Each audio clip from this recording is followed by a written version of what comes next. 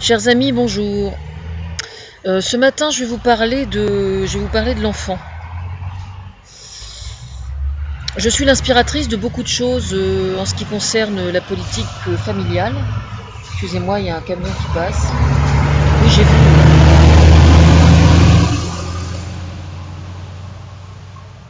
Ouais. Un camion avec plein de troncs d'arbres. Je peux pas être partout. Hein.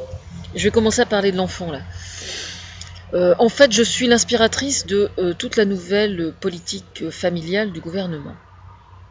Le gouvernement a effectivement l'intention de réformer la famille. On a déjà commencé par le mariage pour tous. Je tiens à préciser pour ceux qui sont inquiets que c'est simplement une nécessité qui a pour objectif de faire que la loi devienne la mieux adaptée possible aux problèmes que la société rencontre aujourd'hui. Le mariage pour tous, c'était une chose, mais en fait, il y a bien d'autres aspects, notamment qui tournent autour de l'adoption, de la procréation assistée, PMA, etc., etc. Il est absolument hors de question, bien évidemment, que je vous donne mon point de vue sur ces différents sujets, pour la simple raison que je n'ai pas à le faire ici par vidéo, mais simplement pour vous dire que ça va être fait et bien fait, c'est-à-dire en concertation avec les associations, en concertation avec les psychiatres, avec les pédopsychiatres, avec tous les travailleurs qui sont sur le sujet. Alors je suis notamment, je crois, à l'initiative de la création d'une fondation qui s'appelle la Fondation pour l'enfant. Il se trouve qu'aujourd'hui on est lundi, demain, mardi et mercredi, donc nous serons le 2, le 1 et le 2, le 1er et le 2 je crois. À la Sorbonne à Paris, il y a 2 journées qui sont consacrées à l'enfant. Alors moi j'essaie d'y être, je vais essayer d'y être, je ne sais pas si je vais pouvoir matériellement, financièrement me permettre de faire le déplacement parce qu'il faut que je dorme à l'hôtel, etc. Mais si je peux, je vais bien évidemment le faire. Donc je me plains toujours, moi justement, d'être l'inspiratrice d'énormément de choses au sein des associations et de ne jamais rencontrer les gens. Donc pour moi, ce sera important que j'y sois. J'espère que le message est bien reçu. Excusez-moi, encore un camion.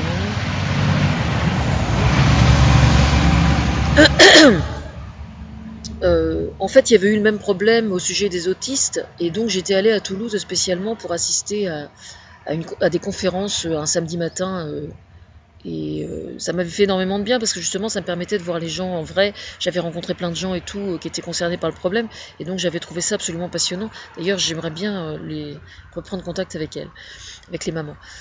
Et là pour l'enfant, c'est pareil en fait. Moi j'aimerais bien y être parce que ça me permet de voir les gens, les travailleurs sociaux, les gens qui travaillent vraiment sur le sujet. Parce que évidemment, je sais pas du tout si je participerai ou pas. Hein, c'est pas du tout ça. Enfin, ça présente aucun intérêt de le savoir ou pas. Pour moi, ce qui importe, c'est de voir les gens, quoi. J'ai lu sur mon mur Facebook, ou je ne sais plus où, il y a quelques jours, qu'il y avait 2 députés, 2 femmes, mais je ne sais pas du tout de quelle parti elles sont, et à la limite ça n'a absolument aucune importance, qui ont l'ambition de réformer l'aide sociale à l'enfance, carrément.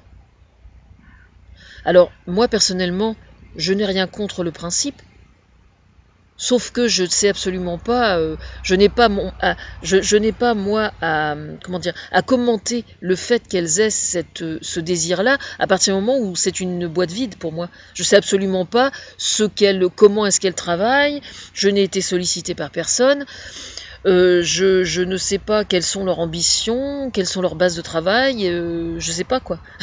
Donc je peux absolument pas me prononcer. Pour moi, c'est juste une boîte vide, quoi. Moi, je sais que quand j'étais éducatrice, il y a une 30aine d'années, je voyais des choses qui n'allaient pas.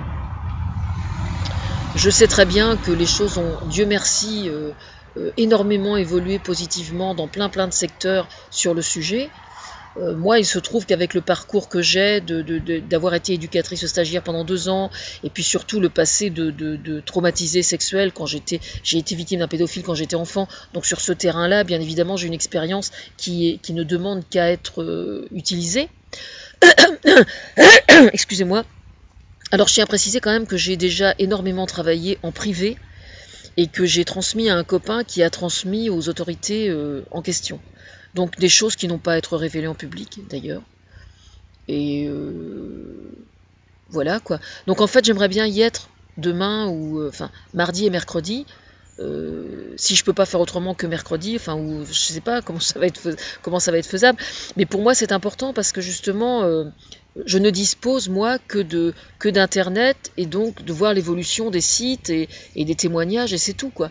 Et sans compter qu'en fait, je travaille sur plein d'autres dossiers, comme vous le savez, enfin j'espère. Et donc, j'ai pas les yeux braqués uniquement sur ça quoi. Je veux dire, moi, ça fait partie de mon histoire, c'est un fait. Comme toutes les choses douloureuses et terrifiantes, c'est bon de les transformer de façon positive et je m'y emploie.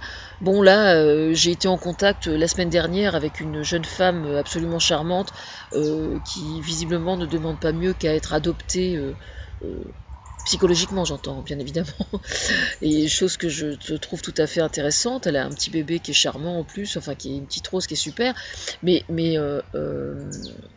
je ne dispose que de ces éléments-là, moi, en fait, ce qui est évidemment bien pauvre pour que je puisse travailler de façon plus concrète que ça. Alors, je vais quand même dévoiler un aspect que je ne vais pas approfondir, mais qui est quand même très important, au sujet des maisons transgénérationnelles. Parce que ces maisons transgénérationnelles, en fait, vont avoir pour objectif de, de pallier des manques qui existent aujourd'hui dans notre société, pour venir en aide sur le terrain à des gens qui sont en situation de crise. Donc ça peut être par exemple un couple qui est en situation de crise et puis madame ou monsieur a besoin vraiment de prendre l'air et donc d'être séparé de monsieur ou de madame pendant quelques jours, le temps que ça se calme un peu. Enfin vous voyez, et ce sera un endroit évidemment qui sera parfaitement sécurisé et encadré. Mais cette maison transgénérationnelle pourra aussi éventuellement accueillir certains enfants qui sont soit en danger, soit soupçonnés de l'être. Voilà, parce qu'il faut savoir qu'un enfant qui est en danger, son premier souci dans un premier temps, c'est surtout de ne pas le dire, justement. Parce que si jamais il est réellement en danger dans sa propre famille, alors que sa famille, en théorie, est censée le protéger, le premier souci qu'il a, c'est de surtout ne rien dire, parce qu'il a peur qu'on s'en prenne à ses parents. C'est absolument terrifiant qu'un enfant se trouve en danger au sein de sa famille. On peut l'aider. Mais c'est effectivement quelque chose d'extrêmement délicat à mettre sur pied. Alors évidemment, il y a des gens dont le métier est de recueillir les témoignages de ces enfants. Il y a notamment un chanteur que j'avais vu à toute une histoire, par le biais d'une association qui a mis sur pied une structure d'accueil, mais recevoir un enfant pendant une journée, même si c'est tous les jours, pour qu'il se livre, je pense que c'est un tout petit peu, comment dire, c'est bien, hein, c'est bien, bien évidemment, mais je pense que c'est insuffisant. Je pense qu'il faut aller beaucoup plus loin que ça. Moi, je préconiserais beaucoup plus, par exemple, en cas de réel doute, d'héberger carrément les deux parents avec les enfants. Et puis on observe. Il n'est pas question de leur proposer de les héberger. Il est question de leur imposer de les héberger, ce qui n'est pas du tout la même chose. Mais on se débrouillera pour que ça passe, aussi difficile que ça puisse paraître. C'est tout à fait envisageable. Au sein d'une maison transgénérationnelle, c'est tout à fait faisable. Voilà. Pour les maisons transgénérationnelles, en fait, moi, j'ai énormément poussé le projet déjà, et je n'attends que de voir comment ça peut se concrétiser. Je ne peux plus, moi, travailler dans le contexte où je suis là, dans un contexte relativement parfaitement bancal sur le plan juridique et parfaitement inadéquate par rapport à la dignité humaine. Je ne vais pas rentrer dans les détails. Bon, demain, moi j'aimerais bien être à Paris, il faut qu'on m'en donne les moyens, quoi. Voilà. Rien d'autre à rajouter pour aujourd'hui.